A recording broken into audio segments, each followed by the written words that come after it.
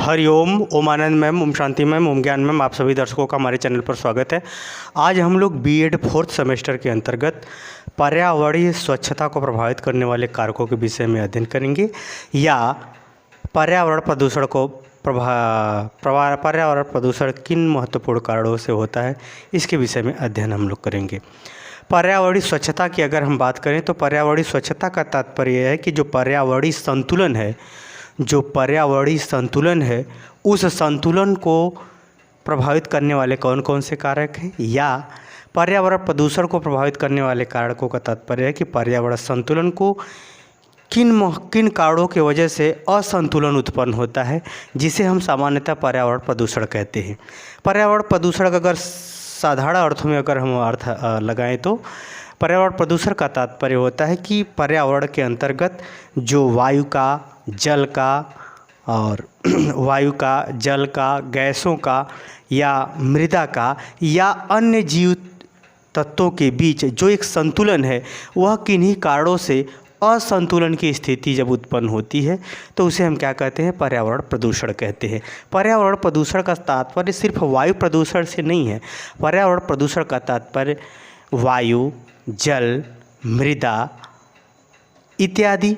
प्रदूषणों से भी लिया जाता है, अर्थात इत्यादि की मात्राओं में या इत्यादि क्षेत्रों में होने वाले असंतुलन को ही हम लोग पर्यावरण प्रदूषण के रूप में हम लोग अध्ययन करते हैं। तो सामान्यतः इस वीडियो के अंतर्गत हम लोग बीएड के सिलेबस के अकॉर्डिंग ही इसका हम लोग अध्ययन करेंगे। तो इसमें हम 4 महत्वपूर्ण कारणों का ही उल्लेख हम लोग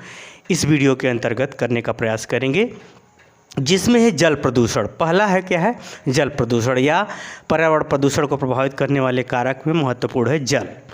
या पर्यावरणीय स्वच्छता को प्रभावित करने वाले कारकों में महत्वपूर्ण है जल। अगर हम जल की बात करें तो जल के अंदर जो हम लोग अपशिष्ट पदार्थ जो डाल देते हैं, घर का कूड़ा कचरा, करकट या फिर मरे हुए जीव या अन्य कोई घास फूस इत्यादि जो हम जल में डाल देते हैं तो जल प्रदूषण को बढ़ावा मिलता है। यानी जल में जो है, जल में विषाणु, बैक्टीरिया इत्यादि उत्पन्न हो जाते हैं, अनेक हानिकारक जीव उत्पन्न हो जाते हैं। उसी तरह से कंपनियों के तेल, उसी तरह से औद्योगिकों के जो अपशिष्ट पदार्थ होते हैं उनको, कृषि के अंतर्गत जो रसायन का प्रयोग होता है वह जल में घुल करके जो हम लोग सतही जल और सतह के अंदर भूगर्भ के जल को जो है प्रदूषित करता है। एक प्रकार से अगर हम बात करें तो जल को जो प्रभावित करने वाले कारक हैं, जिससे जल का जो है वास्तविक जो स्वरूप है, जो वास्तविक उसका पैमाना है, चाहे वो पीने के संदर्भ में हो और चाहे वह अन्य क्षेत्रों के संदर्भ में, उसके जो मात्राओं में या उसके में जो असंतुलन उत्पन्न होता है उसे हम जल प्रदूषण के अंतर्गत देखते हैं, क्योंकि जल के कारण से भी पर्यावरण प्रभावित होता है, पर्यावरणीय स्वच्छता प्रभावित होती है। वही अगर हम दूसरा देखें वायु प्रदूषण के अंतर्गत है। सामान्य रूप से आप लोग जानते हैं, जैसे पेट्रोल है, डीजल है, चिमनियों से निकलने वाला धुआं है, ज्वालामुखी है, एक प्रकार से आंधी है, तूफान है,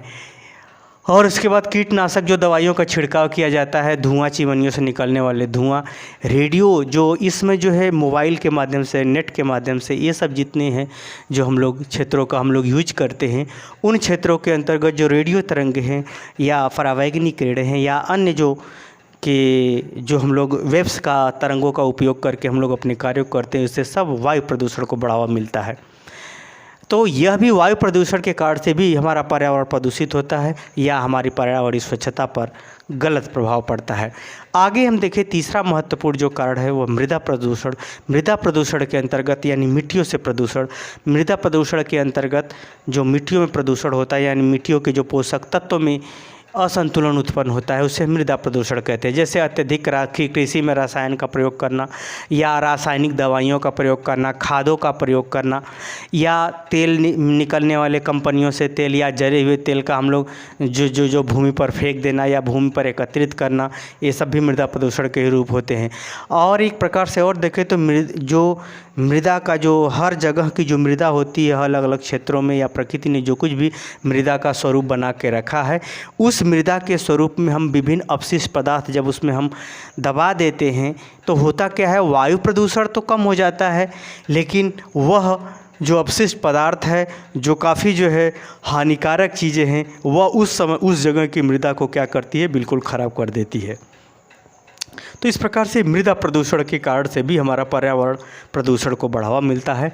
और चौथा है अपशिष्ट पदार्थ। अपशिष्ट पदार्थ का मतलब वे पदार्थ जिसका हम लोग त्याग कर देते हैं, जो हमारे मतलब का नहीं होता, जैसे मल मूत्र। जैसे शहर में जो नाले होते हैं,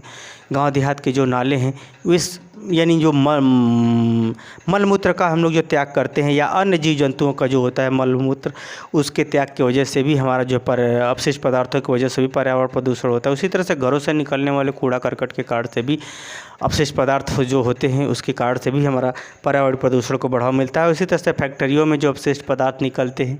उसी तरह से मृत जीव जंतुओं के कारण से भी जो पदार्थ अपशिष्ट निकलते हैं, उसके कारण से भी हमारा पर्यावरण प्रदूषण प्रभावित होता है। ये जो पर्यावरण की क्या होता है, प्रदूषण प्रभावित होता है। इस प्रकार से अगर देखें तो जैविक हो या अजैविक हो, चाहे जीव जंतुओं से संबंधित अपशिष्ट पदार्थ हो, चाहे निर्जीव से या